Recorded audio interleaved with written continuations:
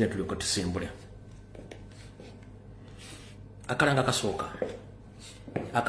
kasooka kabakulembeze ba national platform abawangaalya mu ggwanga lya Japan bakugamba Tokyo Japan protest against election frauds, human rights violation in Uganda. Fellow Ugandans and friends of Uganda, rise to defend the democracy and human rights in your motherland. Civilians are being killed, political opponents jailed and disappeared, and stolen elections imposed through violence and fear. We refuse to be silent. Why march? Killing of unarmed civilians, political prisoners, abductions, election fraud, the 40 year of dictatorship. The demonstration will take place on Friday, January 23rd at 9 a.m. Japan time, Shibuya, Tokyo. Meet Shibuya Award, Hikawa Civil Center, United Nations route. Come with Ugandan flag, come with the placards, your voice. When Ugandans show up in numbers, the world will listen. Let Tokyo hear Uganda's cry. Byonna bisinga omugabi bitegeeranga mugamba bakulembeze bamwe babayambeko okumanya eno protest wagenda okuba mu ggwanga lya Japan buwamu wonna please mubeerenga mmanyi bulungi nnyo nti wagenda kubeera okwekalakasa mu ggwanga lya Tokyo. Kale mu ggwanga lya Japan ne banagamba Tokyo. So oba ova Nagoya, oba ova Hiroshima, oba ova Ludda wapa, please mugende mwekalakase kubanga ekiri atabaaki ekiri anasigadde waka. Joli Japan suwa jjajjaawo ina okudde wammwe. So kikakatako ogenda okukola ki? Kikakata kugenda okwekalakasa. Bakugambye embalaga okumanya bisinga ebibuuzo byenda ku kwekalakasa kuno ojja kubuuza mukulu Jeff Makanga ku simu ey'omungalo kasaraba 8M 80 M6 00 2095 oba ojja kubuuza omukulu gwe bayita Jeff Kakumba ku simu ey'omungalo kasaraba 8M 80 47 30 okumanya bisinga ku protest eno. Bwe tugivaako tugenda ku protest endala. Protest endala esoma bweti. National Platform People Power NOP Chapter German. National Platform People Power NOP Chapter German. Bakutegeeza protest against human rights violation and election fraud. The theme: stop policing brutality, human rights violations. Ne bagamba nti okwekalakasa kugenda kubeera ku Odessas Plus Munich on 24th January 2025, time 10 a.m. up to 2:30 p.m. For more information, please contact the leader of the National Platform in German. 1. Mose or Bobby +491521 9548858. Then Momo +491731 897821. Then Marianne +491773280435. Uganda bawangala mu ggwanga lya Germany abakulembeze bakutegeeza nti bagenda kubeera kwekalakasa mu ggwanga lya Bugirimani nga okwekalakasa kuno kugenda kubeera nga nakoze omwezi 24 omwezi ogw'olubereberye ku ssaawa 4 ez'okumakya mpaka ssaawa 8 ez'akawungeezi.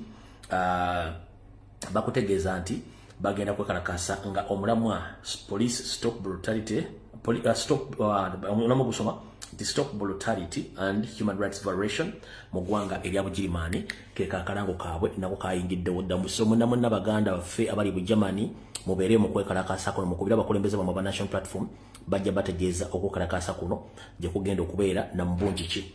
Ako nako kawedde katugende kasembayo wano. Akasembayo akano kasoma bwe kati. People Power National Platform UK. People Power National Platform UK nibaga demonstration. People Power National Platform UK demonstration. The US Dictator 7 at the US Embassy 33 Elms Lane, London, SW117 US, Friday 23rd January 2026, time 11 a.m. to 4 p.m. UK time. Ash free all political prisoners in Uganda. Ash sanctions of human rights violation. Kati bana Uganda bana bangale mu UK bagende batadde okwekalakasa ku naku ngina kuzomwezi 23 ndo za Lwekutaano mubeereyo mbungi then tuleka tusimbule tugende maaso. All right. Awo tuvuddewo njala tutandika akatambi kano ng'obudde bukyali. Kansuleti mwena mutuuse. Olunaku olwaleero waliyo okulonda okw'abakulembeze ba local government. Naye okulonda kuno abantu bakuzize. abantu bakozize kuba tekulonda ku China makulu eyo tujja gendayo okuba akosapo kubategeeza nti okulonda abantu bakozize ono mukungu wa Electoral Commission bino byayogedde then tuleka tusimbula video ayogedde bw'ati agambye bw'ati. The reason why the voter turnout is low today is just because people are not sure why the president, the person they voted didn't be the elected one. Like he's not the only one who has pronounced to be the leader. So people they are disappointed. They are saying they are voting, but they are voting for no reason because the Electoral Commission already has its own leaders. We are giving out the leaders we want that we are voting, but people they are giving out their own leaders they have. So that's why the voter turnout today is low. People they are frustrated with the results that are coming out from the EC. So, and due to that, I'm encouraging people to come and vote because it's our right to vote. If we want to change the country. All right. Abantu baganya ogenda okulonda kati katutandika akatabi butongola katulese. Wetujide ku mpewo nga Vice President wa masekati ga Buganda wa National Platform omukulu Honorable Muhammad Muwanga Kivumbi nga polisi emugombyemu obwala ne mutwala je muterese sawa zino nga emisango ekigendo mugulu wako kwe kuli okuba nti yenyigidde mukutta abantu nga akozesa ebijambya n'emirimu gye gitegeera so nga ate Museveni kennyini yatugumbula abantu abo njala soka kubira omulanga abantu b'obutambala abantu b'obutambala kino ekigudde ku Muwanga Kivumbi tekigudde ku Muwanga Kivumbi yekka namwe kigenda batuuka kera manyi ekiri mbasaba n'obuwombeefu muveeyo mwekalakaase mu mirembe singa mwekalakaasiza singa Muwanga Kivumbi amutadde dda abantu b'obutambala musirika kitegeeza Muwanga Kivumbi agenda kuvumbira mu kkomera omusajja jajja n'akola effujjo n'atta abantu ng'akozesa emmundu kyokka addidde emisango n'akitya ku Muwanga Kivumbi eyo gendayo mpola katusooke tuyiseewo security alert ziringa 3 tulyoke tusimbule security alert yasooka yino bw'oba omanyi nga walondeddwa ku kkaadi ya National Platform ng'olimebwa Parliament bw'oba omanyi nga walondeddwa ku kkaadi ya National Platform ng'olimebwa Parliament bayinza okuba bakubidde dda essimu bammanerenda ba state bayinza okuba bakubidde dda essimu bammanerenda ba state ngenda kusaba muganda wange ekisinza okubonyaabonya ba MP bonna naddala ba opposition buli wamulangirira nti awangudde state eba ina details za contact state details zino ezisindikira bammanerenda abamu babeera n'aba banka abamu babeera mu Parliament ne bakubira essimu ne bakugamba honorable congratulations tumanyi wakava mu kalulu abantu bangi nnyo abakubanja olina ebintu nnyo ebyokukola bingi tusobola okuwa looni ya ssente bweziti gwe kenye baga tugenda kukwera ku interest the moment you accept that call nokkiriza ssente ze bakuwadde mu looni nga tonnalayira obanga omaze okulayira bulaza wange Museveni agenda kukozesa buli kyayagala era ne bekuba kujja mu Parliament asobola okikola naye ngenda kulabula kino kagendere ng'omukadde akogga bw'oba oli mukulembeze wa National Platform nga gwawangudde akaluko bwa MP togeza n'okkiriza looni yonna manerenda ku Parliament jakubidde essimu oba scheme oba sako yanita amongi kuba ye mukuba manerenda bali ku Parliament akuwe ssente ezo ndi wenaazeeko enfufu n'osasula mpola mujjukira omwindi gwe baakuba amasasi ku Parliament omusango ne gukomaawo yali abanja ba Parliament ssente mpya n'enkadde omanye ekyamussa omanyi lwaki n'omusango tegudda mukulabikwako wali owuliddeko eyamukuba amasasi omuvubuka amulese mu kkooti omuwozesa wawulirako omuvubuka eyamukuba amasasi nga amulese mu kkooti omuwozesa omanyi gyali kati gwe MP yenna nkulabula manyi babakubidde dda amasimu togeza ne bekiba kiŋŋaali nga bakikuwa tokoza n'okwata ssente y'amanerenda bali ku Parliament abasinga babeera na banka za Museveni ziba zibasindise Anita Amongi na Yoko njera kubuuza omanyi omuvubuka eyakuba omuyindi ku Parliament Avenue yali awola ssente gyali lwaki omusango tegwagenda maaso okujja nga bagenda billet engeri gyembyogeddeko olwaliro byali byakutambuza nsimbi za state nga lwe balinyidde mu ddiri abamukuba n'avaawo lwa ssente ezo muganda wange kokwata ssente ezo ojja kuba owedde security alert esooka security alert eyokubiri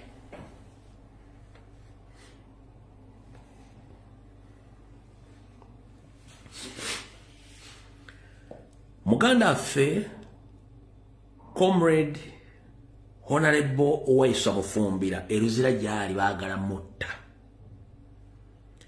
Honorable Waiswa Mufumbira eruzira baagala mutta.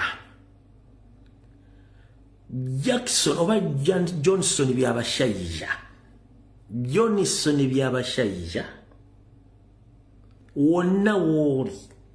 Singa Waiswa Mufumbira atusibwako obulabe mu kkomera. Ojja kubeera responsible n'ekibinja kyo kyonna ekikwasaganya amakomera mu Uganda. Nkiddamu. Taata wa Waiswa Mufumbira, mama Waiswa Mufumbira, mukyala Waiswa Mufumbira, ekibiina kya National Platform Waiswa Mufumbira gyali mu kkomera baagala muttirayo. Buno waka yabutisse omuntu n'abompa mbubuulire eggwanga litegeere. Message yatambula bw'eti. Message eno yabadde ya Jjo okuba Jjo Sazze nadde n'ebintawaanya. Yasomye bw'eti. Yagambye, today as we went to visit prisoners at Luzira, Honorable Waiswa Mufumbira mentioned to us that his life is in danger. Jjo bwe twagenze mu kkomera e Luzira okussa okubuuza n'okulambula ku basibe baffe, Honorable Waiswa Mufumbira yatubuulidde ebigambo bino wammanga n'aga nti obulamu bwe buli mu matigga. After one of the inmates known as Asigirwe Nixon, nti oluvannyuma omwami omu omusibe ali ku misango gya Nagoma gwe Asigirwe Nixon. Jjukira Asigirwe Nixon yono state agent mafia eri misango gy'okutta abantu mu Uganda, omwali n'okutta Bakaweesa. Omwami ono kati ali mu kkomera state gwe yagala okukozesa okutta Waiswa Mufumbira. Mpuliriza bulungi nnyo. Kakakuddire nziremu nkasome wali nkakomye wano ndyoke nkalambulule wala.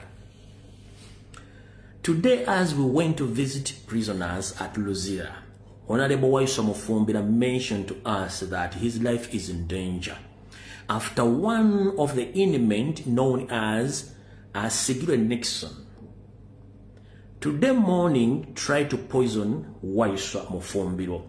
Nti ku makya ga Jjo bagenze okulambula Waiswa Mufumbira. Omwami ono Asigirwe Nixon yagezezaako okuwa Honorable Waiswa Mufumbira obuto mu kkomera gyali. Tugenze. Asigirwe Nixon is said to be on the late Kazini murder case. Nti Asigirwe Nixon y'omu ku basongebwamu olukulunwe okuba nti y'omu ku beenyigira mu kutta omugenzi Kazini ne si ye yekka n'abantu bangi saako ne Joan Kagezi. Tugenze mu maaso. He is said to be helped by Motende Gonzaga, the cell leader, where both Council Waiswa Mufumbira and Asigirwe Nixon sleeps. Bagambye nti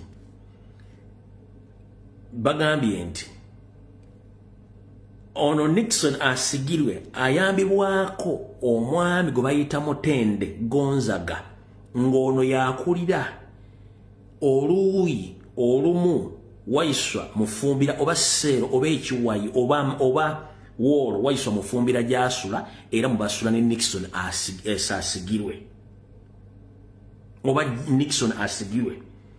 They got to know about this after a culprit tried to fight for Council Waiswa Mufumbira Frask.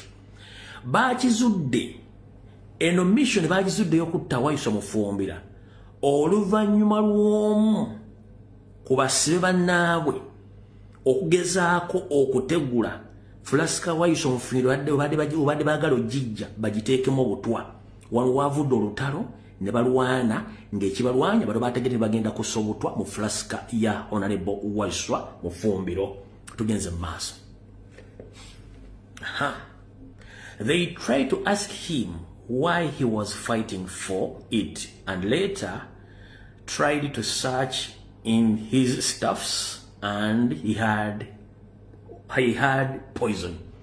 Bagenze okukwata n'okunoonya n'okufuuza eyabadde alwanira Fulaska Waiswa Mufumbira ng'alaga gitwala.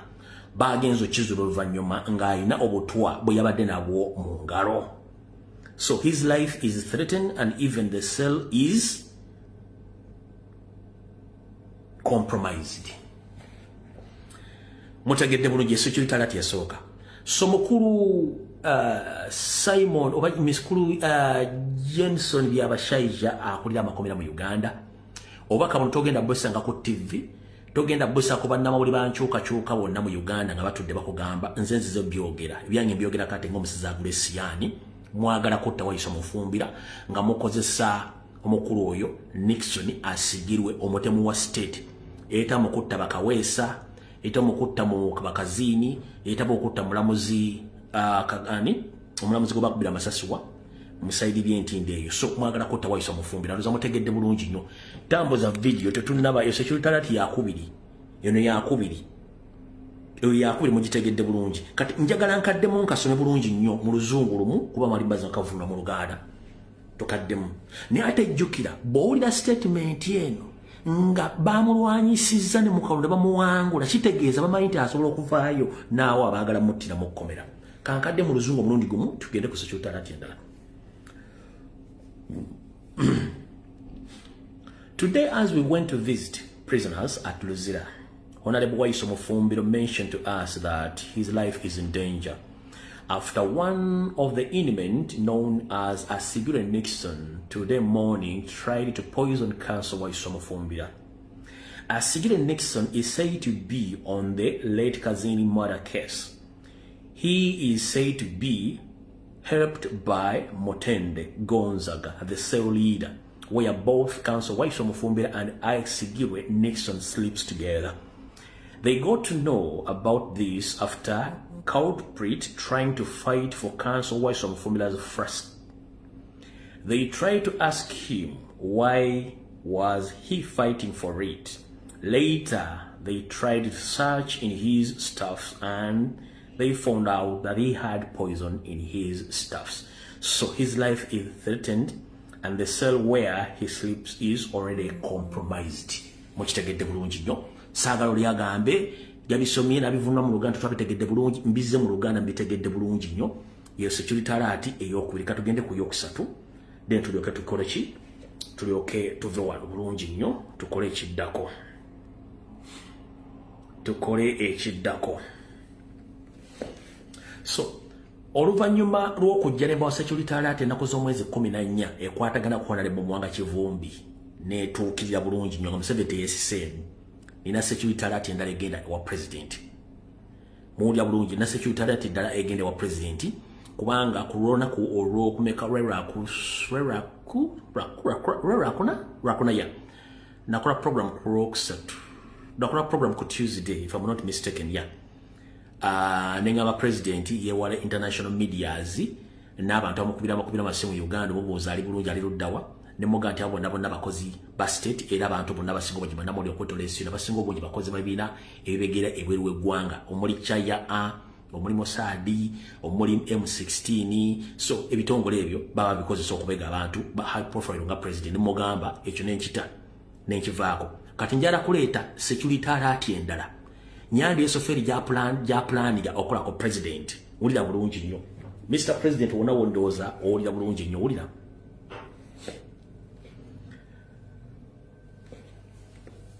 kati bana abasajja okuba nti basiru bo balina ekintu kimu mu mutwe tebakyusaamu omunyalwanda omutuusi gurupu ya Museveni tebakyusaamu kintu kyabwe bali very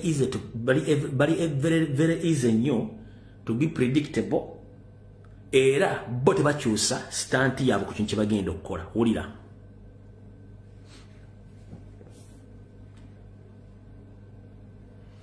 eno statement gye bawandiise gye baagala okussa ku president Mr. President kansubire woli na bakonebeza national platform mulie eno statement gye bawandiise ngawe naba gye bagenda okita ku Mwanga Kivumbi wulira eno intelligence ya Museveni yamuwandiikidde bino how Uganda survived a bloody revolution organized by NOP on 16th. Mbulira. Mbonge eggwanga Uganda bwe lyawonye okuyiwa omusaayi okwade kutegekeddwa ng'ennaku z'omwezi 16 ekibiina kya National Platform. Mukuwa era ennaku z'omwezi 12 22 mukootinga ebintu bino kunga bagenda bisazaamu. Aha tugenze mu maaso. Unknown to many is the fact that Bobi Wine received 30 billion from enemies of Uganda to destabilize Uganda, especially in Central Region. So on 15th evening and 16th, the day after voting, ndi ngaba kitamajiddwa ku bantu bonna nga bo bakimanya abakabano nti Robert Kyagulanyi Ssentamu yafuna obuwumbi 30 okuva mbalabe beggwanga Uganda okuteeka entata n'okukyankalanya eggwanga naddala mu bitundu ebya Buganda ng'ennaku z'omwezi 15 ennaku z'omwezi 16 ng'okulonda kuwedde. Nabbi basomera mbibanyonyole.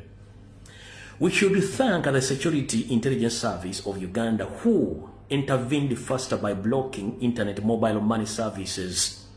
Mbubonga bo abakabano bagala nnyo okwebaza ebitongole by'okutulugunya abantu n'ebiwamba abantu ebibawa olugambo mbulwokuba nti byayanguye mangu nnyo okuyimiriza entambuza ya ssente ku masimu saako n'ezo okuyimiriza entambula ya ssente ku masimu okujjako amayengo g'omutimbagano gw'empuliziganya saako n'okuggala ensimbi mu banka okuzitambuza. Deployed strategically to avoid burning petrol stations and killing all Westerners who could not pronounce the word mattress in Luganda as planned was to make Uganda ungovernable. But thank God the security trade all the Eve plans. Ulira bulungi nnyo. Mbu ekigendererwa bino babiwandise bagenda otekamu statement zaabwe. Mbu ekigendererwa mbu ekirungi bano badde bamaze dda okuteekateeka abasirikale baabwe mu bifo ebyetaagisa okugezako okujjawo n'okuziyiza okwokya ebipiira okwokya amasundiro g'amafuta okutta abantu bonna ava amaserengeta ga Uganda batasobola kwogera kigambo mu Faliso mu Luganda bulungi nnyo ngira plan yabadde yakukola eggwanga lino libere nga sizibu nnyo lyakufuga naye baagala kwebaza Katonda n'ebitongole bye biwamba n'okutulugunya abantu nti byagudde mu plan ezo. Wulira, they had planned to attack policemen, to grab guns and start killing security personnel with the help of international media. Uganda would be now ungovernable, but God still loves the current regime. Ulira bulungi nnyo. Intelligence by'awadde Museveni nti baaga mbubo nubyadde ina plan okulumba basirikale abapolisi okubajjako emmundu okutandika okubatta nga bayambibwako ebitongole ebyensi yonna ebyamawulire nti bafuune eggwanga Uganda nga zibu nnyo okubeeramu naye baagala okwebaza Mukama Katonda waabwe eyabayambyeko nti rigimu eyabwe gye batendereza ekyaliwo era yabigezezaako obijjawo n'obikendeeza. Therefore, we thank all Ugandans who defied those national breaking Eve's activities by Bobi Wine with the help of outsiders who want to destabilize Uganda and steal its virgin vest oil and gas using puppets. Kyagulanyi mbubagenda maaso okwebaza bana Uganda abavuddeyo ne bagaana okwetaba mu kwekalakaasa saako n'okumenya amateeka. Kyagulanyi yadde ategese n'abantu abatamanya ngamba bavudde ebweru ogezaako okukyankalanya eggwanga Uganda n'okubba obuwanguzi baabwe saako n'okubba amafuta ga Uganda saako ne gaasi nga bayambibwako Kyagulanyi Ssentamu. Nawulira. Now that all those were prevented and peace is still available, let us work hard to build and mother and together a representative of the social state and political affiliation. Mbu kati kabagezeeko nnyo okulaba nti baziyiza emirembe gibeewo era egiriwo mbu basobole okuzimba eggwanga bonna wamu nga beewaze obutali butebenkevu okukyankala eggwanga lyabwe bo ng'Abanyarwanda. But the fact stands that Bobi Wine is still hiding the money he was given by those Eve enemies.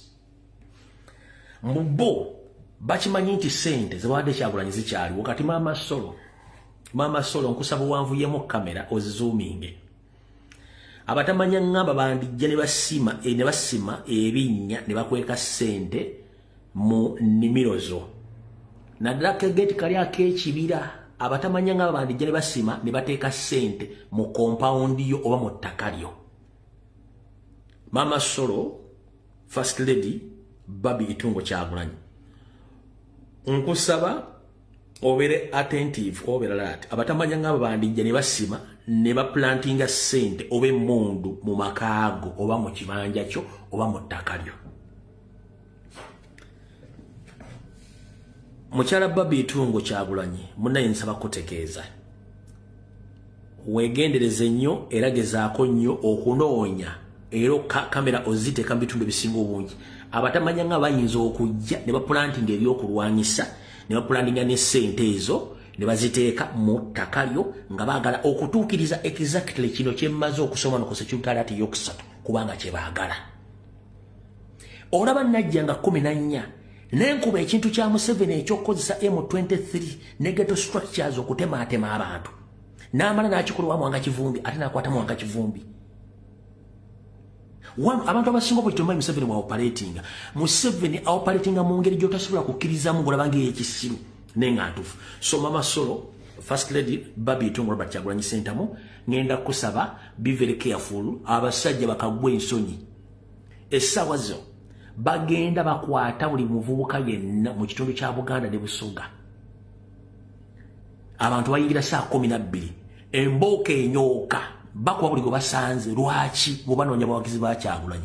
Kyagulanyi alina miliyoni almost 40 ogenda zisibira luddawa era ogenda zikwata ddi n'aba NRM binyiri benye batazoga nno kino tutukitegeere kiki tuliko ono politics Museveni akola biki era ne kubatandisa nga tewali abagobyeko nga tewali agobyeko batandisa okusiba ebintu byawe basema kane banna bakaba NRM olw'effujjo Museveni yali mukola nga n'akalulu kawedde amajega kuba abantu gawamba abantu gali mu kulepinga abaana abawala n'abakazi okwetula Buganda yonna nga tewali kintu kyonna bantu kye bakoze. Aba LMB batandise okudduka ku byalo nga tebana kye bagenda gamba abantu ng'ate amajega NRM gali mu kuba abantu mu Buganda wonna bali mu kikola.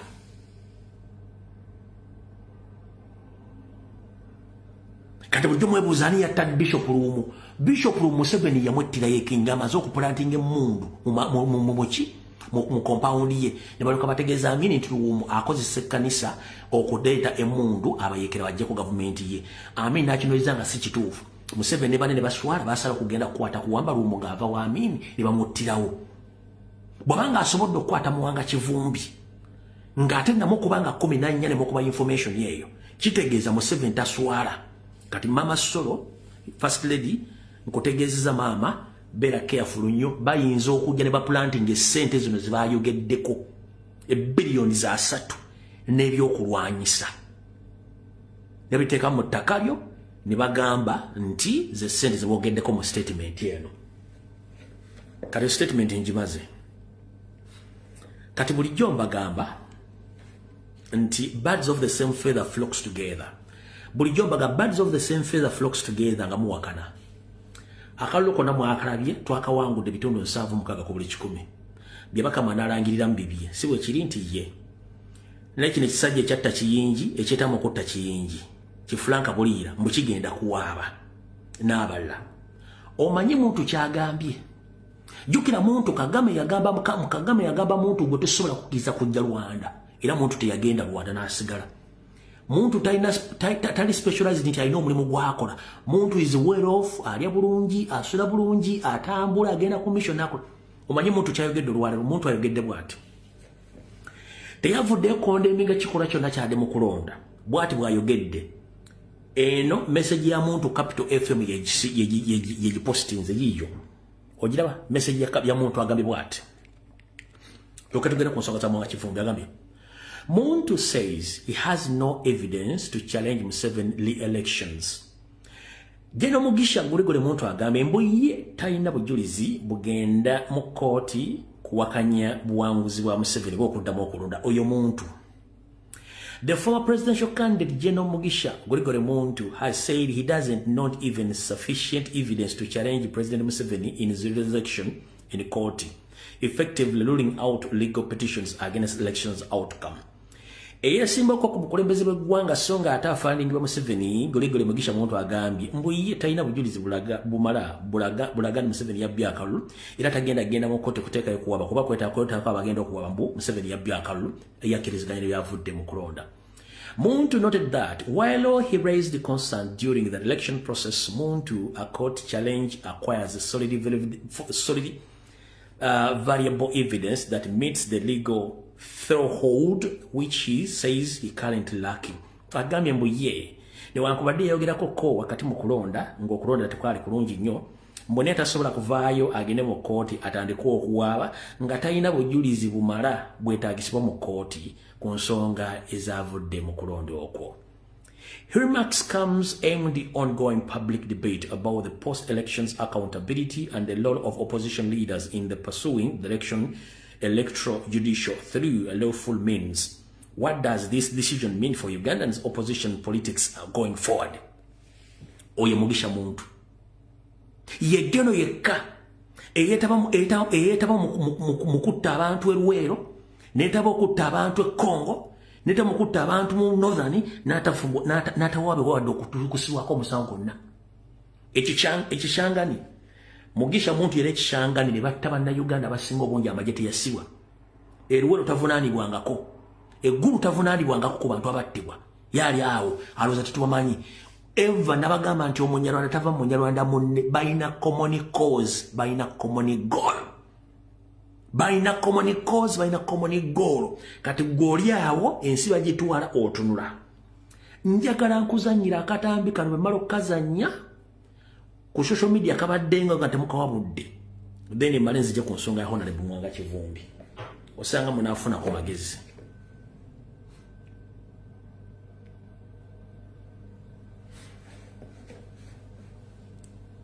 Ulia bulungi ono yali Pirato Kagame ngayogera waje bavudde ne Museveni waje bayita. Ulia bulungi nnyo oba kanabe kana nyuma nnyo nga nkatadde no simanyi kanabera fit yawo nga nkatadde wano mala okumala eddoboozi kakabazanyire 1963 when we met in one of the refugee camps in Uganda where we were both living as refugees. That was at first time in Ankole in a place called Nshungezi. Then we grew up together in that camp. Then we shifted and went to Toro in another camp in a place called Gahunje near Kamwenji district headquarters, and all those years we grew up together. We studied together in a primary school. We only separated when I went to senior secondary school in Italy in Mbarara, and later on he went to Mbarara High School. But we were not in the same class in primary. There were some difficulties. We used to face a lot of difficulties in paying school fees and so on and so forth, and many times people used to miss years and were not able to continue the studies straight away. So that's how we had a difference. I was a bit ahead of him at the time of. What was always on the radio? Oh, Museveni is a Mnyarwanda. Museveni is a Mnyarwanda. Museveni is a Mnyarwanda. Museveni is a Mnyarwanda. But suppose I was, what would be wrong with that? I'm not an employee. I hear some people saying that I am their servant. I'm not a servant of anybody.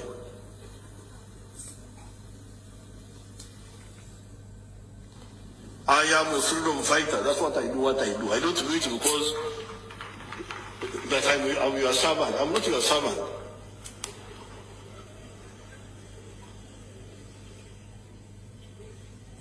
I am just a freedom fighter. I'm fighting for myself, for my beliefs. That's how I come in. I'm not an employee.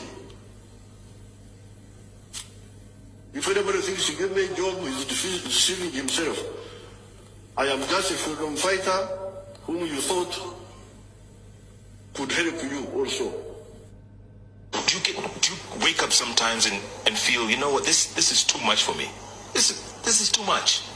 You don't feel appreciated enough. It doesn't matter because I'm not working for. I'm working for myself. I'm not working for other people. I'm working for my grandchildren, for my children.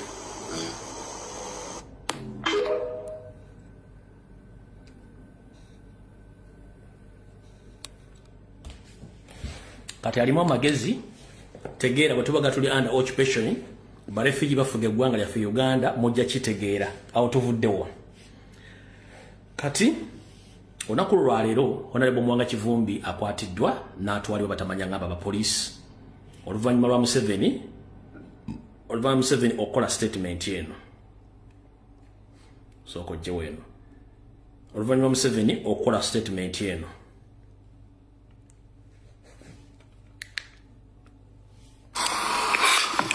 Something happened in Butambara. A character called Kivumbi was defeated. Now the plan everywhere was that where Nup is defeated, gangs with the pangas. You remember pangas? With the pangas should attack the polling station. And that's what they did. When Kivumbi was defeated, they came with the pangas to attack the polling station and they were shot. 7 of them were shot dead there with the pangas. Byamaze okukola statement eyo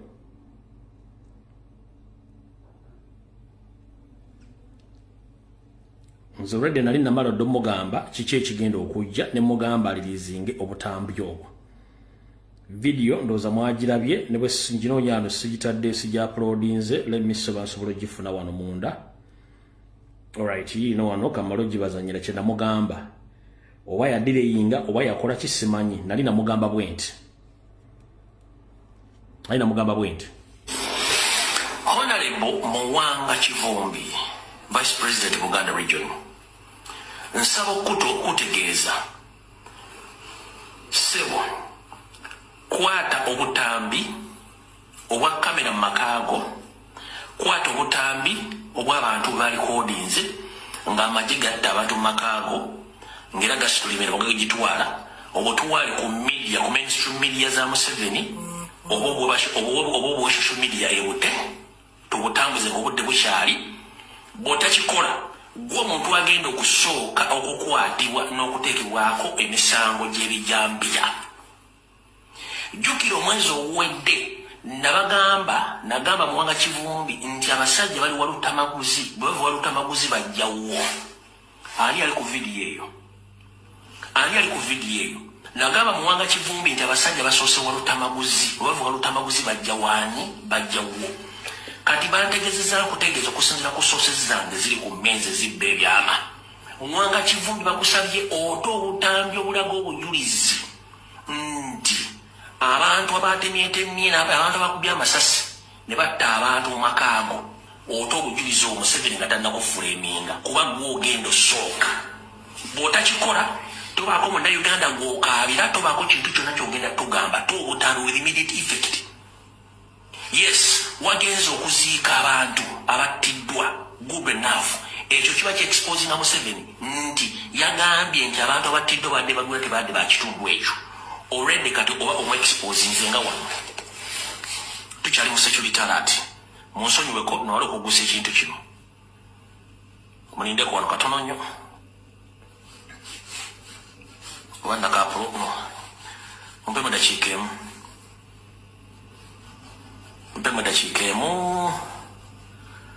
Mumpemu eddakiika emu mmale okulaba nakaapulodinze basaka apulodinze. Abasaka apulodinze naye nga Honorable Mwanga Kivumbi yabaddeko ko mu kuziika kandi abo bagyekali eno wansi. Alright, akatambi ako saka uploadinga naye kati eno ye video Mwanga Kivumbi kenyini nga yeyogerera then mazanyire ya police wuno wano yatebali na kugudo baba tidde mu ndomo mu nyumba bali banoonya okukula ne bajja tebalikuba amasasi nendoza bwera ogudde ate ne bakitegeera nti bamaze okutta abantu wabona bwabadde mirambo abantu 10 nga bamaze okubatta awo ne baddamu ne bakola rawundi y'amasasi amangi ennyo okumala eddakiika nga 15 oyinza okulowooza wano waliwo Kenya yalumbye Uganda kati bamala okugakuba n'ekiseera ekyo badde bakikozesa okuddusaawo emirambo gyonna egyabadde gittibwa n'okugijjusaawo nti abantu babatidde mu nnyumba si ku luguudo siwa babatidde awo olaba mu nnyumba nabadde n'abantu abadde mu mmotoka omwo balabye buli ekigenda mu maaso nga basitula alikunjati buli aliki nga bamuddusaawo nina ba agents abankumi fukosa obuli bwadde buwedde nga balina essanyu nti bawangudde era n'abawagizi bwe bali ogutali musango naye okutalwadde batandise eddeeyo ekibibi gye babadde bantu babalabidde nga bagezaako okukyusa ebivudde mu kulonda so ne bajja saa zenjogerako zadde mwenda ez'ekiro balumidde wano era abantu bonna babatuteeko hospital nendowooza era okutya okuwa ekifaananyi nti bassa abantu 10 mu kifo kimu negombe ne babajjusaawo ekiro ne babatwala emulago kati tubadde tulina wano family abadde ano nange simanyi baani bafudde we just took the number because emmotoka mwabaddemu ababaze kati olugoye luli njaddukulaga oli omwami ku identifyingidde mukyala we nagamba mukyala wange ateeka okuba yafiiridde wano nabano bajjukira waliwo omulambo gwe basitudde nga gusigadde mu mpale ya mukazi naguliko nakaleega kokka kati atunuulidde oyo yabaddewo gwabaddewo nga bagira oyo amaidentifaingidde wali omulala balese essimu gombe asabadde bamutyako engoye ne bajjamu essimu bwe bagikubyeko ne bakubira mukyala we ne bagaa nti ono baawo yafiiridde muki so alright ennaku z'omwezi ziri 22 mu recording byengenda okwogera wano one Museveni anoonya legitimacy mu kuterrorizing national platform n'abakulembeze baffe. 1. Museveni yagala dde okulebolinga ekibiina kya national platform ng'ekibiina ky'abayeekera oba ekibiina ky'abatujju ekyo mbadde muze mukigobera nga nzija nkirwana single handed nze nga nze ne bacomrade abalala. Museveni yagala dde okulebolinga ekibiina kya national platform ng'ekibiina ky'abayeekera n'abatujju. President najjanga amukube pesa nga nzija nsomula information paka ku information. Kati kikyayagala 1. Bwe yamaze okubba akalulu n'okutemula abantu kati yagala legitimacy. System ya Museveni tekyuka etya. Katonda bwe yayambye Kyagulanyi n'asimattuka n'abeetaguluzaako n'adduka. Muhoozi kennyini tweet ze yakoze nga ziraga nti yabadde alina obusungu ayagala kutta Kyagulanyi. Babi bwe yazze n'agamba nti ebintu byasinga obutategeera y'engeri Muhoozi gy'ayagalamu obulimma bwa His Excellency Robert Kyagulanyi Ssentamu era n'amubuuza obulimma bwa bba wange bwagazaaki. Information yalinkize president yadde yagifunye nti okumala okulunda badde bagenda munyiga okumutta azini okumutta. Then Museveni akozese bano aba position badde basudde mu kalu abateeke mu interim government akulinga abantu.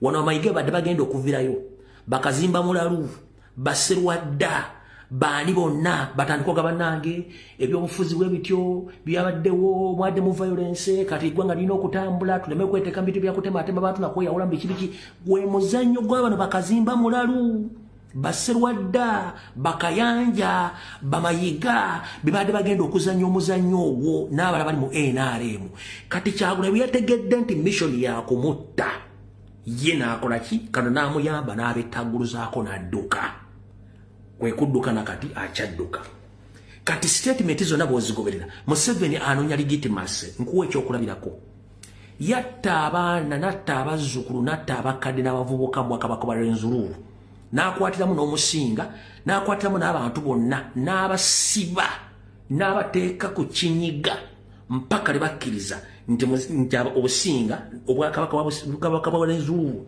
n'omusinga be baali mu nsobi era ne bamwetondera n'alyoka awa omusinga n'amuta n'amugulira n'emmotoka n'amuleyaga ng'amaze omunyigiriza. Kati guess what? Okusinzira ku Labour source yange Museveni international community omuli European Union, America, Canada, USA Bungereza ekyasirise bamugamba we are not ready to legitimize you mu such violence gye wakoze. Owulira kyovula bakyasirise ebintu bikyali mwanda ground bakyamugamba olw'okuba nti yalina cow mentality nti when you create fear in people you get legitimacy.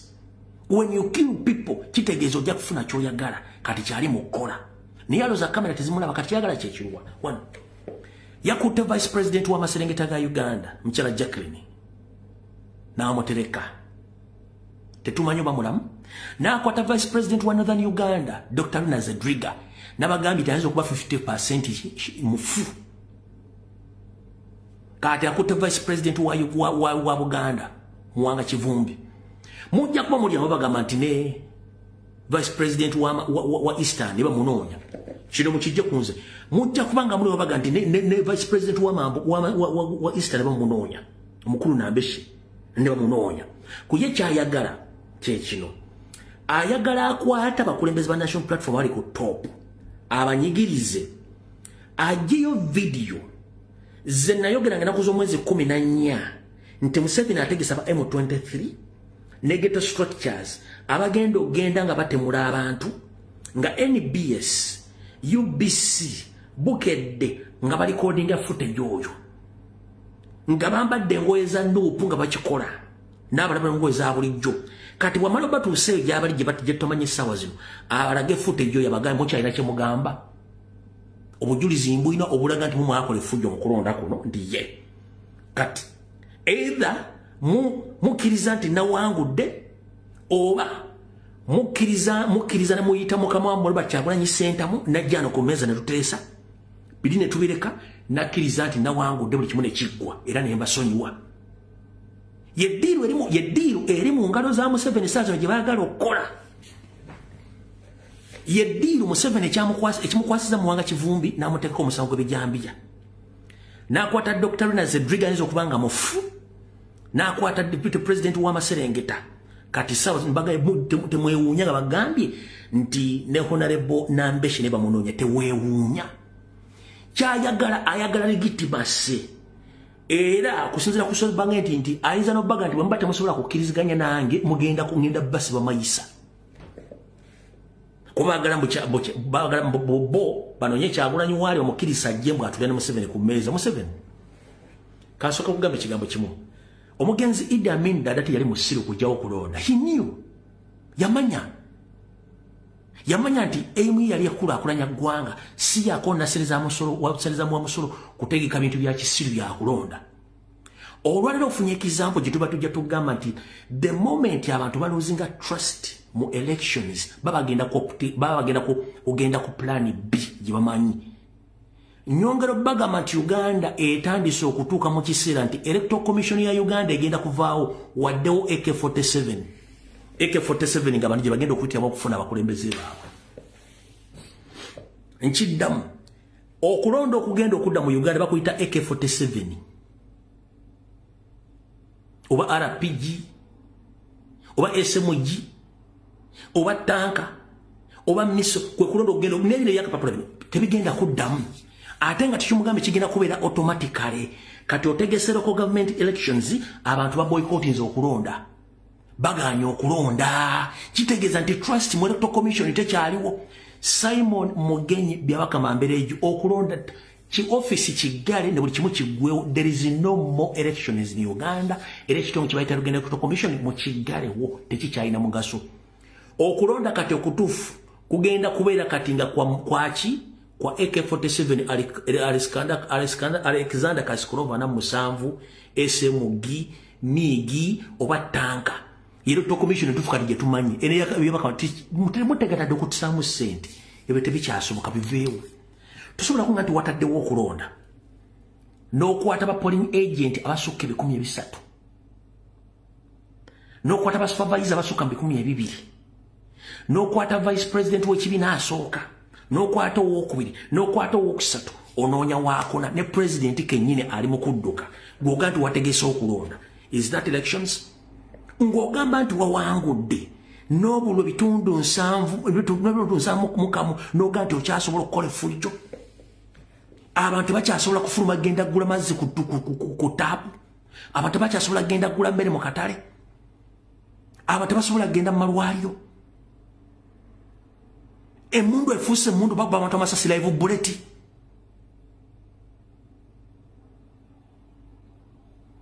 Amagye gali mu kunyaga abantu. Amagye gali mu kulepinga abaana babandi abakazi abawala. Gali mu kulepinga abawala ng'ogamba wataddewo okulonda. No more elections in Uganda. Elections eziddako zigenda kubeera za AK47, SMG, RPG, tanka, kwekulonda kati okugenda okuddawo. Kati okukulonda kwa mukwapa popola. Ekirungi ndi public balazeeko olwaliro tebakyayagala. Lwaki? Ono agent wa to commission agambye bw'ati. Nze bino si bigambo byange. Akugambye bw'ati. The reason why the voter turnout is low today is just because people are not sure why the president, the person they voted, didn't be the elected one. Like he's not the one who was pronounced to be the leader. So people they are disappointed. They are saying they are voting, but they are voting for no reason because the electoral commission already has its own leaders. We are giving out the leaders we want that we are voting, but people they are giving out their own leaders they have.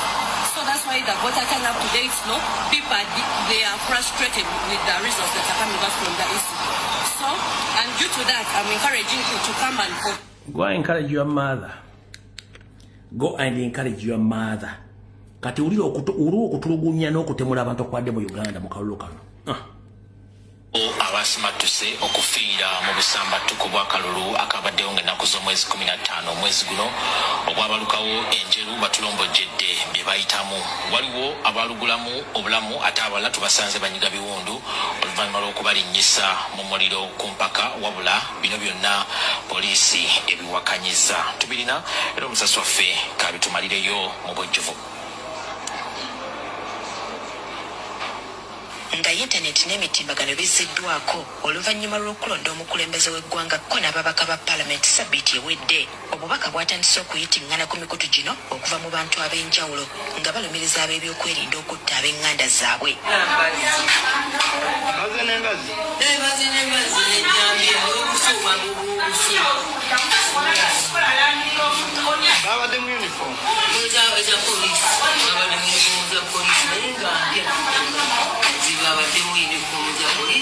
Obusambattuko mu bitundu by'eggwanga ebyenjawulo bwatandika ku lunaku olw'okuna akawungeezi ng'okubala obululu kutandise era ng'omuwendo gw'abantu abatannaba kutegeerekeka basuubira okuba nga battibwa abalala ne babuuka n'ebisago olw'emiggo gye baakubwa. Ekyennaku amawulire galaga nti ab'ebyokwerinda abalina okukuuma abantu bano n'okutangira emitawaana nga gino nti ate be bakkakkana ku bantu bano okubatuusaako obulabe. Okugeza mu disitulikiti y'Ebuyikwe mu munisipaali ey'Enjeru ku kyalo Model Farm abawangalirawo balojja obukambwe abakuumaddembe bwe baakozesa okubakuba awatali musango gwonna gwe babalanga. Twali tuli n'emmanyi mu kiyungu twetegese tukutta amasowaani gaffe abasajja ne bajja ekiro ssaawa zaali 6 ogw'ekiro nga bakutte emmundu bakutte emiggo omu ku bo ng'akutte embazzi. Tumanyi oba yali agenda gikozesa ki naye twakimanya luvannyuma nti yali agenda tematema nzigi n'amadirisa. Ne batukuba batiyoni naye nga babale kimu lyalafa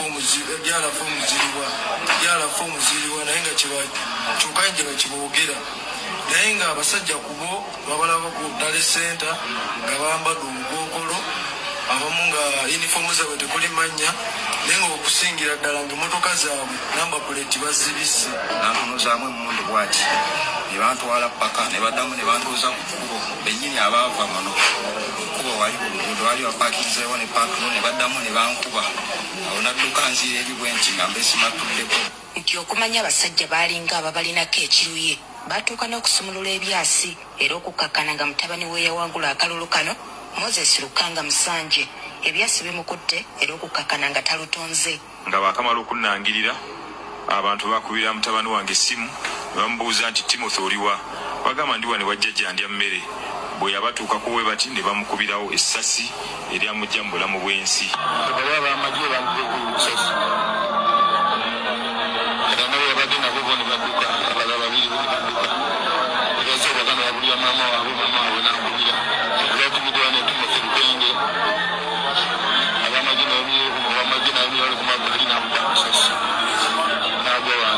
abateeberezebwa okukuba abantu bano emiggo tebakoma ku miggo gyokka bakuma n'omuliro ne bagaka abantu bano okugula ennyamo nga guteta era tuliko be tusanze mu ddwaliro nga banyiga biwundu nabagamba muyoole omuliro muguzikize ng'ate mugulinnyeemu nabakasukamu abaana bamu ne babanonayo ne bajja ne babayooza omuliro abalala fe abatasobola nze naluno olwala luno lwensibyeko lwayagala okuvaamu nga neetaasa kubuuka kisaagaati ngwe emmanju naye bwe natuuka ku kisaagaati waggulu ng'ate wajjudde magye n'enzira munda asinze akkirize nti asingiddwa ne bwe bawangudde akkirize nti awanguddwa naye politics okutulugunya abantu bannayuganda si politics mulungi poliisi wabula ewakanyizza ebyogerwa era neekakasa nti yakoze butaweera okulaba ng'embeera edda mu nteeko oluvannyuma lw'abavubuka okugezaako okukola obujagalalo embikko n'ebitundu ebiriraanyeewo kati okubya abantu amasasi live breaks okumya ebyoto omuliro ng'amanda gateta n'osulamu abantu n'obagamba baguzikize nga bagula ennyamu. What kind of terror is this? What kind of terror is this? Okumya omuliro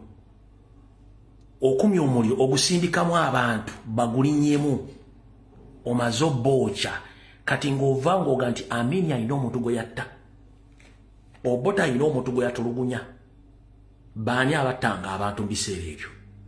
Abaganda tugamba nti enkima gyekoma okulinnya omuti gyekoma okwolesa obwolere bwayo. Museveni weekwekedde ebbanga ddene nnyo nga weefula democratic person oba democratic leader. The more you stay in power, the more you keep on exposing yourself. That it's you who had been torturing Ghana since 1966 up to now. Good enough we have evidence that you are not a Ugandan. You are from Rwanda. Even Kagame himself came out and explained how and where you grew up. The evidence is there. You are leading a wrong country. The Geneva Convention laws states clear that any refugee is not allowed to contest on the big office of the country. That is a presidential. So you're in the wrong country, killing innocent Ugandans, creating fear, creating panic. But previously, you say that the problem of African leaders is to stay long in power. Right now, you're creating a monarchy. Which monarchy now you are trying to force your son into power? And Ugandans, be very careful this time around. After Museveni swearing in, he's going to appoint his Museveni as vice president. Then after he resigns, his son takes over from him because they are going to amend that constitution very soon. Mumpuliza bulungi nnyo. Museveni jebujja katon agenda kulera ngo budde bukyali amala alonde cabinet ye agenda kulonda muhozi nga vice president waitowa kabanka tono nnyo ate alizayininge mutabani wa atindikirawo atwala obuyinza ye programu gyabwe nagamba wano Stadolin yanita amonge otulugunya abantu obba abantu werangiridde naye kino nkikugamba amannya gano gali asatu gegendereze nnyo oyinza obutaddamu kufuuka speaker wa Uganda. Amanya gano gali asatu wegendereze oyinza obutafuuka speaker wa Uganda. Kugala amanya asatu kwe kuli speaker kwe kuli ne deputy. Kwa kati gorede timu ejo wali azimbe Busonga bagikubye neyiika. Timu eyo Mboganda yona yayise. katoli mu kwegula ku balonzi aba MP apa bazimbye ngera kuzimba team amanya gano wamanga Anita Amongi speaker wa Tabera Tayebwa ayinza okubeera nkiddamu Anita speaker wa Tabera Tayebwa ayinza okubeera Mau naye nga tuba tutuuse kubanze ndoza tuyinza okutatuukayo speaker Anita Amongi akako kaweddemu speaker Uganda bw'ataba Tayebwa ayinza okubeera Mau amumyuka ayinza okubeera Lydia Wanyoto amanya kumenya daga ana kino mu kigoberere nnyo kubanga ffe tulina okulwana mpaka tusudde mu 7 amanya gali Tayebwa Wanyoto Mau agamanya asatu eri Anita Amongi lifuka eryokuna ayinza obutalaba ku deputy speaker ate nga nkimanyi bagenda kupapala mukwate bamuteeke emikono gitawomera muwemba very soon ne bawe. So we don't care wabule fujjo lyokoze ku bannayuganda n'okwenyigira mu video okuwamba n'okutta bannayuganda n'okubba ensimbi z'omu omusolo n'okutulugunya bannayuganda nga goza gosinga otegeera ojja kikombako awo tuvuddewo mutegese by'okulonda mulimu kutulugunya bantu kati abantu ba boycotting okulonda ekiddako tugenda gamu na Uganda ina joli tuli mu revolution tebeerako budde tebeerako lunaku tebeerako wiiki tebeerako mwaka revolution etambula mpaka abantu nga bajingidde mbona lake nafa abantu batandise okwingira mu revolution nga tetulina gwe tukubidde essimu tutya tera Museveni gyakulyetinze mu nsi Uganda etandise okugamba abantu ti wait bino tuli mbyabufuzi tuli mbutujju ansa bagirina tuli mbutujju. Secondly okulonda batandise okuboycottinga option kije bazaako nkugambye Electoral Commission edo bagiyita AK47 and others okulonda mnyene NA okulonda okudoba kuyita AK47 and others oba demonstration lwaki abantu bategere tukukyalina makulu tulonda mulala balangirira mulala bavaayo ate bateekawo okulonda okukyamu nga bali mu kutta bantu kati mujja kitegeera lwaki mugenda kitegeera wano wali kuna no kombeso wano mu revolution buli tulu yonna ekola lwaki ekola 1 musooka ne mu identifying abantu bemwagala ne mbatamya ekitundu ekyo nabo ne banoonyako gye baliira ku nsiko 1 bw'obanga ye tageti yaakwe eliminatinga buli muntu yenna avaayo ayogera ku social media n'ayogera ku ground kitegeeza tetulina option endala yonna yakwedefendinga Constitution ya Uganda ekugamba nti olina obuyinza obwedefendinga ku kintu kyonna ekimenya amateeka Bakabulaza Vice President waffe w'Amambuka mukwate Vice President waffe wa Buganda bagenda muteeka emisango gye bijambya era simanyi nti anaasimattuka kubanga bakwata mu motoka bakubirawo empiso kati simanyi Vice President mwakibubi agenda kusimattuka atya ffe tulina okutaasa president ffe tulina okutaasa ekibiina ffe tulina okutaasa eggwanga byonna bitunulidde ffe so si bakulembeze nyongera okujjukiza toteeka busungu ku member parliament muleke we can do without that parliament kubanga in the first place omamini bwawamba obote yajjawo okulonda kinyi okulonda tekulina makulu njala soka kubuuza comrade parliament bukyanga ebeerawo yali ekuyambye eki gwe ng'omuntu individually member parliament gwe tubetulonze batuyambye eki this period around akalokali akagwana kaloba tuyambye eki tebaliwo lwaki kubanga already bo ba celebrating ze dabafunye win goyinza obutaddaka nange nyinza obutaddaka simayidiro ndiddaka Museveni akimenti esite mwagala yategedde katulina kulwana kujjako Museveni mu ngeri yonna esoboka kubanga akimanyi temumwagala teri MP agenda kusanyusa kuba yanoonya mulimu these are job seekers that's why they are celebrating ze bo bafunye ekyabo what about the president who spent his money his time his life abaana be kati tebamanyi gyali naye tamanyi baana gye bali amaka ge yagadduseemu ng'omusajja akutte microphone ali very happy affe twawangudde njala kwebaza abalonzi bandi bannayuganda tayogedde ku kintu kyatuzaako ki nti oba ngenda kumubalayizinga abantu bajje oba nze kale president oba taliwo sisobola kulayira nga tekiriwo takyogeddeeko Amin yajjawo parliament yeyo n'akwata ssente zonna n'azizimba mu eggwanga kubanga parliament erina makulu. With or without that parliament, the country moves on. Tebalina makulu ba MP. Buli wagenda funa milioni 5 nkaaga omusaala okufunira mu luddawa agenda kwongerako ki kyateesa nakikyayongerako. Ffe ekyaffe kyakujjako mu 7 sikyaba MP mubeesomyo mubaveeko comrade concentrating kusomesa bantu nakuba kyetugenda okukola ba MP tebalina makulu tebalina kyebagenda tuyambana kutuzaako. Okitegeeza president yagambye tagenda ku challenge kulonda konna mu kooti. Ba MP mwalobe afe tugenda mu kooti tugenda ku challenge mukaba wagambi ebyo vudde mu kulonda tabikkirize tagenda ku challenge nga kintu kyonna gwate ogenda mu kooti ngate kooti y'abantu yennyini sente z'ogenda oteeka mugenda mu kooti okuchallenginga eyakubye zimala okumobilizinga constituency yo n'ofuna ne balance gavumenti n'ekyuka. Oba otegera lunaku ki?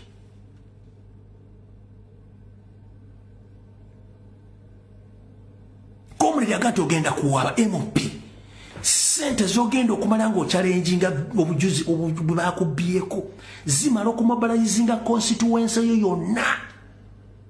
Nawe komuliri gwe bawangudde akasente k'osigaziza n'obusungu abantu balina busobola okumobilizinga bonna do to do village to village ne tutwala omusajja mwanna gyesi mufungiza.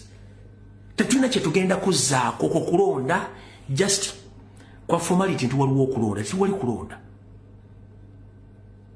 Okitegera kati njala kuga muganda wange ebintu by'okulonda mubiveeko tugende mu revolution entuufu. Era njagala basaba National Unity Platform as a party eddebali National Platform as a party eddebali eyo UNEB center number y'ekibiina tuzze buto people power kubanga people power yeri mu revolution entuufu gemaanyi g'abantu. Amaanyi g'abantu bwe gaba googedde kiba kitegeeza nawe ogenda kwogera. Bwe gaba tegoogedde kitegeeza nawe togenda kwogera. Kati ngenda kusabulaza toconcentrating ku bagenda kulonda no tebalina makulu. Okulonda tekulina makulu. Essaawa yakwerwanako. Oba oyogedde bubi oba oyogedde bulungi Museveni bwatta abantu kyenkanankana n'ekigambo ky'oyogedde. Muganda njala kubooza Museveni bwatta abantu n'okutulugunya n'okuwamba kyenkanankana n'ebigambo by'oyogedde. Lwaki Museveni atulowooza nti ffe ebigambo bye twogera bya busagwa nnyo okusinga emmundu gy'akwata n'akuba omuntu? Lwaki Museveni atulowooza nti bye twogera bya busagwa nnyo okusinga ye emisango gy'atadde ku bakomera n'abasibira mu makomera? Lwaki Museveni atulowooza nti bye twogera atuuka okugenda mu diaspora anoonye buli muntu yenna ayogera yeekalakaasa ng'ate ye agamba nti tuli baabulabe nnyo okusinga ye?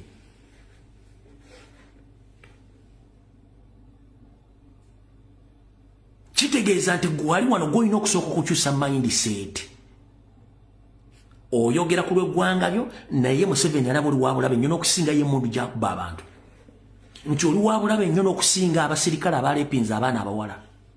Oli waabulabe nnyo n'okusinga emirambo gye baaziise nga tegimanyikiddwako buziikiro bwagyo nga ne bannannyini gyo kye bamanyi.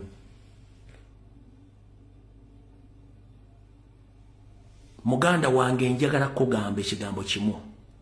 Buli kyokola kikole mangu tetulina budde. First and foremost ngenda kusaba comrade mwenna Kalomojja Kasangayo focus yaffe yakujjako Museveni so si kujjako bakomrade bannaffe.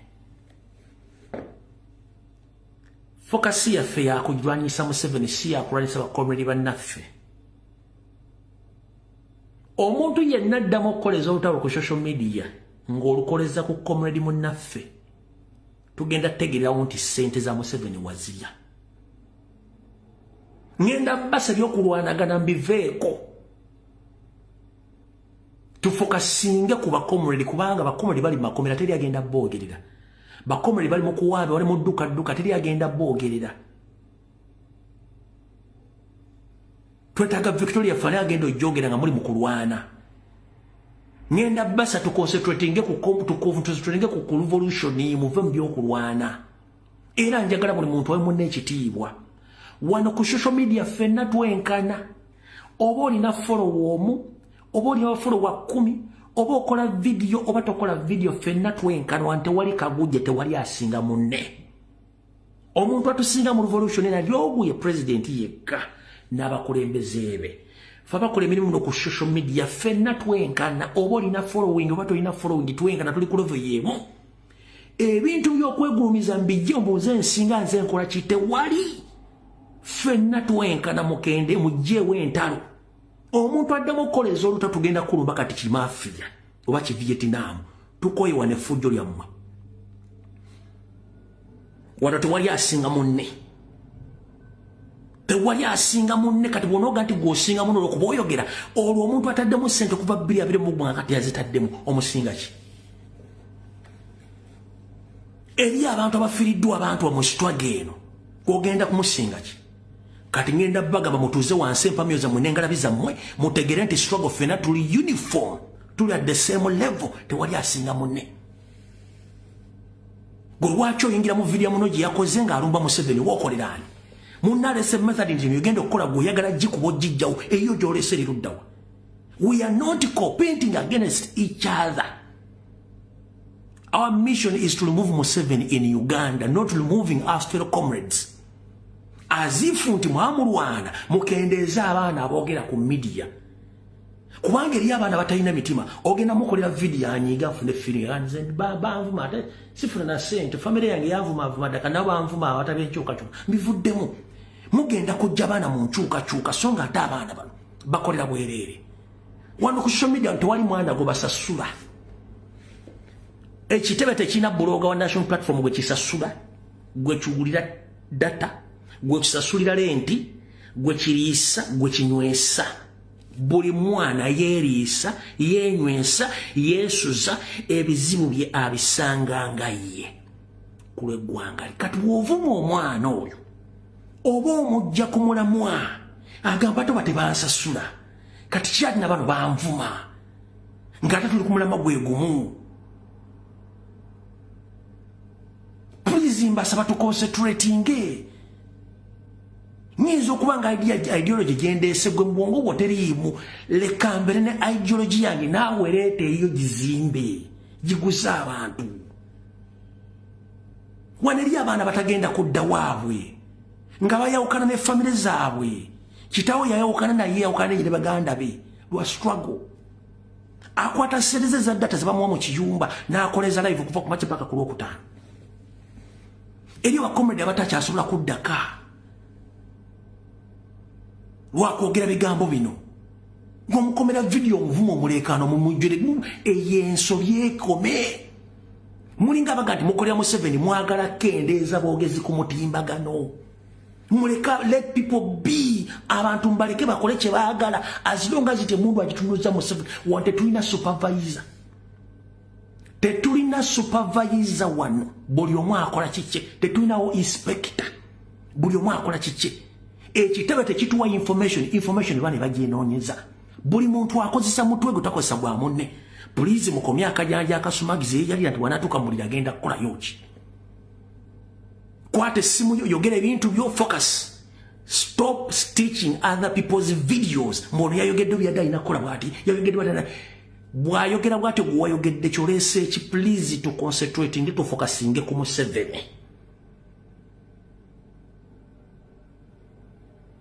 wante waliwo komanda tewaliwo ani asinga buli omu yenkanankana ne munne oba olina bafolowa 2 10 100 mutwalo ffenna twenkana as long as in the politics is all about numbers tukola omulimu gwe gumu okudefendinga president okudifusing information ya Museveni okuexposinga Museveni n'okudefendinga ekibiina yelolo gitukola so tekuliko muntu ali ku pello ya kibiina taliiko betulwana ba NRM bali ku pello daily weekly monthly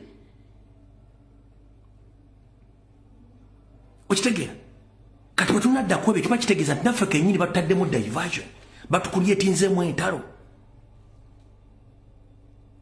live example nze wano kukyanga ntandika struggle buli omu yali anvumyeko wano buli comrade yali anvumyeko wano ng'ekimunvumya kubanga atategeera gye nzija information nange gye njanalizingamu ate bwe mala okutuuka buli omu ng'asirika sikumangako video mu nnombo omuntu okujjako yali ogu era alina waasusse lwaki nze ne bajja 10 bakola video nga banvuma I don't reply kubanga mmanyi kyenjogera kigenda tuukawo very soon era ebituuka buli omu ng'asirika so sandi yagadde buli muntu atandike kulumba comrade munne mu biveeko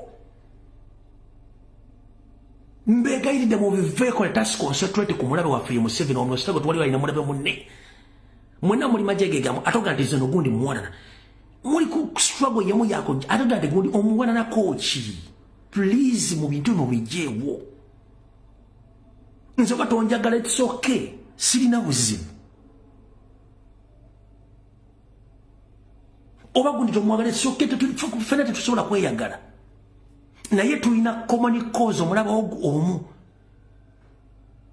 so nze kyembagamba bakomredi kana katambi nkatadde anaabakainterpreti nze mu interpretinga gyoyagalamu nga gwoyagalamu information gyoyagala ogiconverting ogize bwoyagala it's upon your will sirina buzibu I don't reply people kubanga ebyokukola nina bingi njagala nojjongera bajjukiza nti tuli live example abaana abatoko bayigira nti kino ekintu gundi akikola atya nange ndi bwiringi okikola oyagala abaana batuyigire nga tuli mu ntalo oyagala abaana batuyigire nga tuli mu kwesojja banajja eno nga bagata teno nikituba tulooza okujja tewaliyo entalo banajjayo ng'otwalira muno naye akutwalira banajja mu influence ng'abantu bangi abaana bonna bazze ku social media okwogera kati nabagenda okujja bali influenced by you guys bonna muba influences okujja okukola ekintu ekyo kati mudda mu ntalo muba musindiikiriza abadde bagenda okujja obutajja tukyetaaga abogezi bangi tuli batono gwe tokimanyi bwe kitegeeza muntu kukwata 2 hours ng'atudde ayogera nebeziba 7 minutes kitegeeza aluzinze sente aluzinze time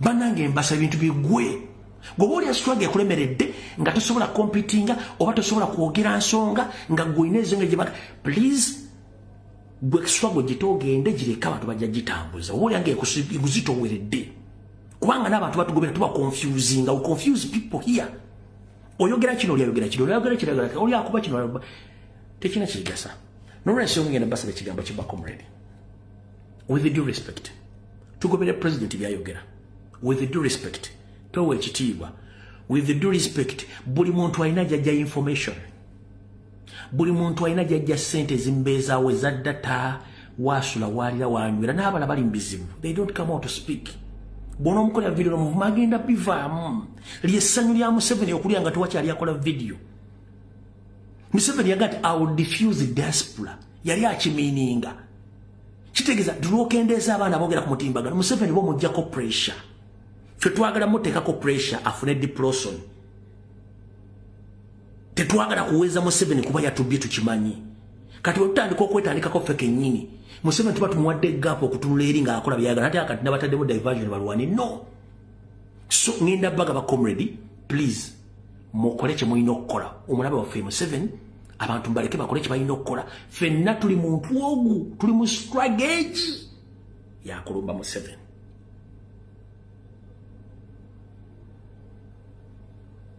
kulwa Katonda n'ensi yange akatambi kano kankawumuze Mukama bankuumire buli mwayagala eggwanga lye ku stage yonna weriri nga bwetwongere okusindika abantu bagende kubanga okulonda tekukyalina makulu nabagambye revolution etandikira ku kyalo ku grassroot wetulina otandikira ekintu kino ate tetandika leero tekoma leero yakutambula mpaka nga tuggyeko Museveni oli yenna jja nakusibwaga muzzaako kimugambe gundi mulinayo special privileges mwafunye aba NRM nga mmaze otubakalu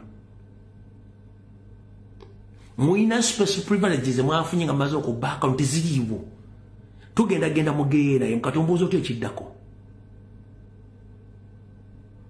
mubuuze gwawa NRM asinika ebinnyo mulinayo special privileges mugenda okufuna nga mu Uganda tetuliimu oba nga tuli mu Uganda teziriiwo so mugambe tulya kachitako kachini ajja kutegeera kiche tutegeze kitufu ate yajja okuyingira mu struggle before nga Museveni yaka before Museveni nga tandalira banja ba ila bagenda okuyingira mu struggle muno nkugambye banja bagenda aba ila banja bagenda okuyingira mu struggle before Museveni tandalira.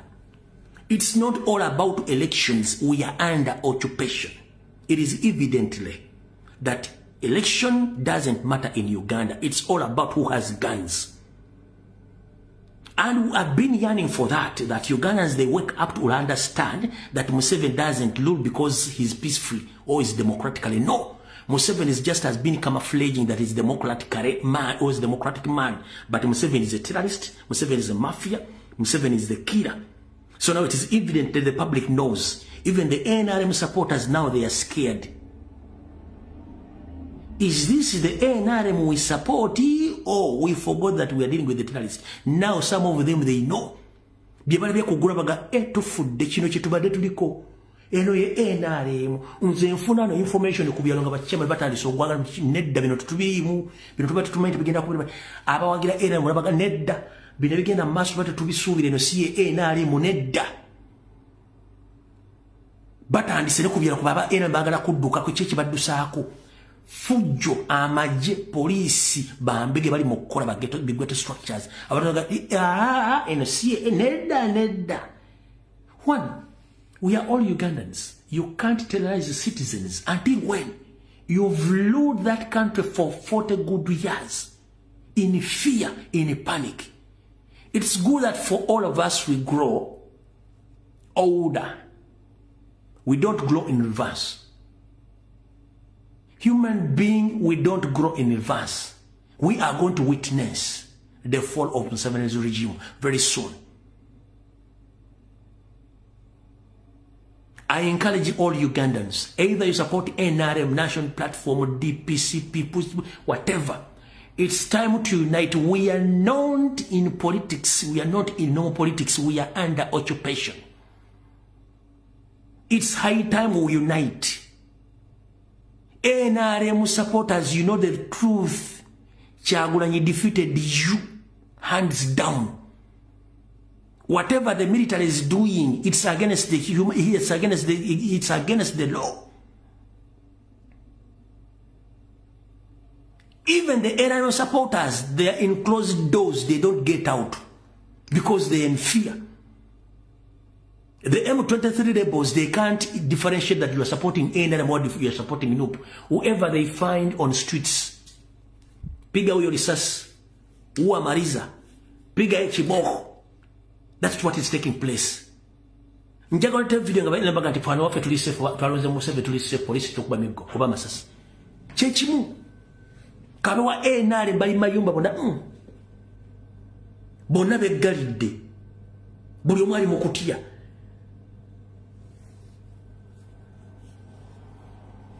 Bonna bali mukutia, bali mutera. Chitubaganga wakoza politics tankwataka ajja kukwatako by all means obo yagala bato yagala.